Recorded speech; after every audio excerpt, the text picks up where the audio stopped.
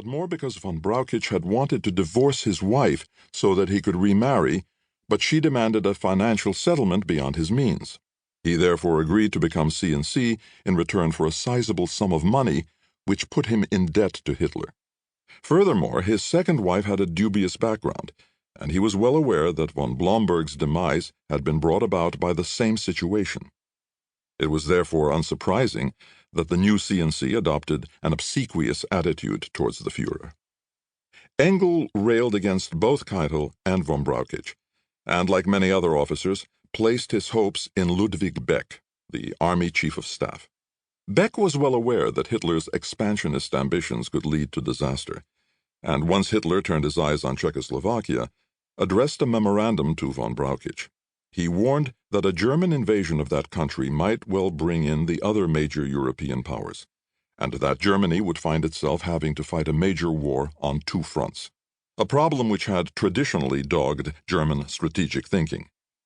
His memorandum was ignored, but in spite of pleas by Engel, he would not speak directly to Hitler, complaining of his demagogic attitude. Even so, Beck did persevere with von Brauchitsch and persuaded him to call a meeting of the senior commanders. The result was that von Brauchitsch finally presented Beck's memorandum to Hitler, who dismissed it as merely another example of military timidity. It was virtually the last straw for Beck. After a final row with von Brauchitsch over his failure to stand up to Hitler, he resigned in August 1938. His place was taken by General Franz Halder, who previously headed the OKH operations branch. Hitler had initially despised Halder as a desk soldier, but did recognize his powers of organization. Engel makes no comment on Beck's demise, but he does record his first meeting with Halder in his new post. His previous dealings with the new Chief of Staff had been stiff, largely because Halder did not trust Engel, believing him to be a Hitler toady. When Halder now displayed a pistol on his desk and complained that he was being followed, it was clear that he was suffering from a persecution complex. When Engel then told him what the Reich Chancellery were thinking, Halder said he was interested only in the political aspects. His colleagues would take care of the military aspects, since he had little regard for Hitler's thoughts on the subject. The final straw in Engel's eyes was the presentation by von Brauchitsch and Halder of the Army's plan for the invasion of Czechoslovakia. Hitler rejected large parts of it and demanded revisions.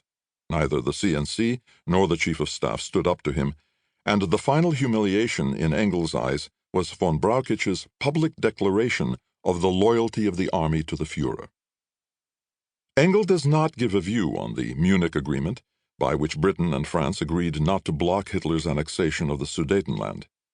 However, his accounts of conversations with Hitler make it clear that the Fuhrer was already turning his eyes to Poland, and that he was clear that peace could only come once the matter of the Polish corridor, which separated East Prussia from the remainder of the Third Reich, was resolved to his satisfaction. Likewise, Engel mentions nothing about the final dismemberment of Czechoslovakia in March 1939. Although he does mention Hitler's anger at not being forewarned by Mussolini of the Italian annexation of Albania the following month. Engel also alludes little to the growing tension with Poland over the summer. Yet other subjects did preoccupy him. These came largely from the conversations that he had with Hitler. Religion was one, and he noted Martin Bormann's unsuccessful attempts to persuade Hitler to outlaw the church.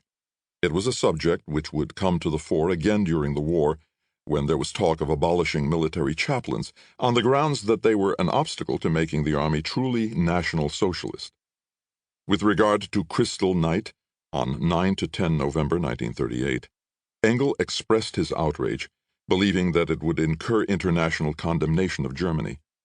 He also later bewailed the purge of those of Jewish blood who were serving in the Wehrmacht. Another topic which kept surfacing and reflected a shared interest between Hitler and Engel was art, and Engel seems frequently to have been subjected to tirades against the evils of abstract painting.